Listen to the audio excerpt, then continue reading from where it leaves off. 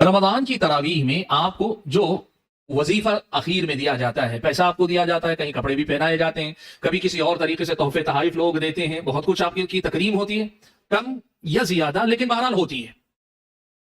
اخلاص کی جب ہم بات کر رہے ہیں تو اس مسئلے کو سمجھ لینا ضروری ہے۔ پہلا مسئلہ، کیا اس پر یہ پیسہ لینا رمضان کے اختتام پر آپ کے لیے جائز ہے؟ پہلا مسئلہ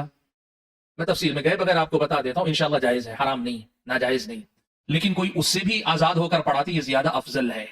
یہ زیادہ افضل ہے۔ البتہ اگر آپ کو پیسہ دیا جا رہا ہے جائز ہے، لیکن اہل علم نے کہا کہ آدمی کو مطالبہ نہیں کرنا چاہیے، مجھے اتنا چاہیے، مجھے اتنا چاہیے، مطالبہ نہیں کرنا چاہیے۔ آپ کے مطالبے کے بغیر اگر آپ کو پیسہ مل جاتا ہے، لوگ دے دیتے ہیں، آپ کے مطالبے کے بغیر لوگ آپ کو پہنا دیتے ہیں، آپ کو کھلا دیتے ہیں، آپ کی عزت افزائی جو بھی کریں، عوام کی محبتوں کا کوئی پیمانہ نہیں ہے، جو بھی کریں آپ کو انشاءاللہ وہ چیز لینا جائز ہوگا۔ اب یہاں مسئلہ اخلاص، مسئلے کے طور پر سمجھ لیں، جائز ہے آپ کا لینا، لیکن اگر آپ اس کے بغیر کرتے ہیں تو زیادہ افضل ہے۔ البتہ کوئی آدمی مانگ کر لیتا ہے تو اہل علم نے کہا یہ مکروہ ہے، مانگ کر لینا مکروہ ہے، لیکن اس میں بڑا اہم مسئلہ آتا ہے مکروہ ہونے کے ساتھ۔ آپ یہ تو پڑھا رہے ہیں، آپ کیا چاہتے ہیں؟ اگر آپ کا مقصود اللہ کی رضا اور خوشنودی ہے، لیکن اللہ کی رضا اور خوشنودی کے بعد آپ نے جو وقت دیا ہے اس کے بدلے میں لوگ آپ کو یہ پیسہ دیں یا اجرت دیں یا جو وظیفہ دیں، جو بھی لفظ آپ مناسب سمجھیں، یہ اگر آپ کی نیت میں داخل ہے تو کیا آپ کے اخلاص پہ اس سے فرق پڑے گا؟ جی ہاں، اخلاص میں کمی آئے گی، اخلاص میں کمی آئے گی، لیکن عمل پورے طور پہ ضائع نہیں ہوگا، اس لیے کہ آپ اللہ کے ساتھ مخلص ہونے کے ساتھ ثانوی طور پر، یہ ویسے ہی ہے جیسے کوئی آدمی جہاد میں جا رہا ہے تو اسے معلوم ہے اگر میں جیتوں گا تو جہاد کے ساتھ مجھے مال غنیمت بھی ملے گا۔ بندے کو خالصتاً اللہ کے لیے جہاد کرنا چاہیے، لیکن اگر کوئی مال غنیمت کی بھی امید رکھے، اسی قدر اس کی نیت میں کمی، اجر اللہ کے پاس جو ملنا ہے ملے گا، لیکن یہ جو آپ نے چاہا وہ آپ کو ملے گا۔ فمن كانت هجرته الى الله ورسوله فهجرته الى الله ورسوله ومن كانت هجرته الى دنيا يصيبها او امرأة ينكحها فهجرته الى ما هاجر اليه۔ سبحان اللہ، یاد آ گیا، یہ بھی ایک فتنہ ہے نا، اب یہ او امرات یتزوج، امامت کر رہے ہیں اور آپ کے دل میں یہ خیال ہو، جتنے حافظ قرآن ہے غیر شادی شدہ ہے، آپ کے دل میں یہ بھی اگر نیت ہو کہ میری آواز اچھی ہے، کوئی مجھے رشتہ دے گا، تو یہاں بھی آپ کی نیت میں خلل آ سکتا ہے۔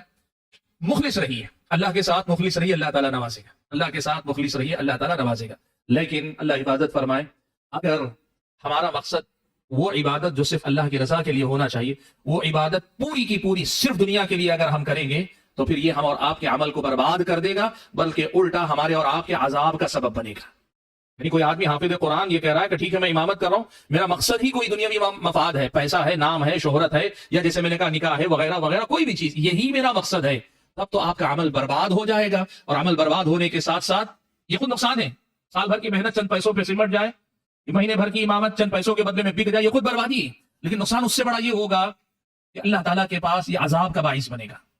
نبی علیہ الصلوۃ والسلام نے کہا، حضرت ابو ہریرہ راوی ہیں، اول من تسعر بهم النار ثلاثہ،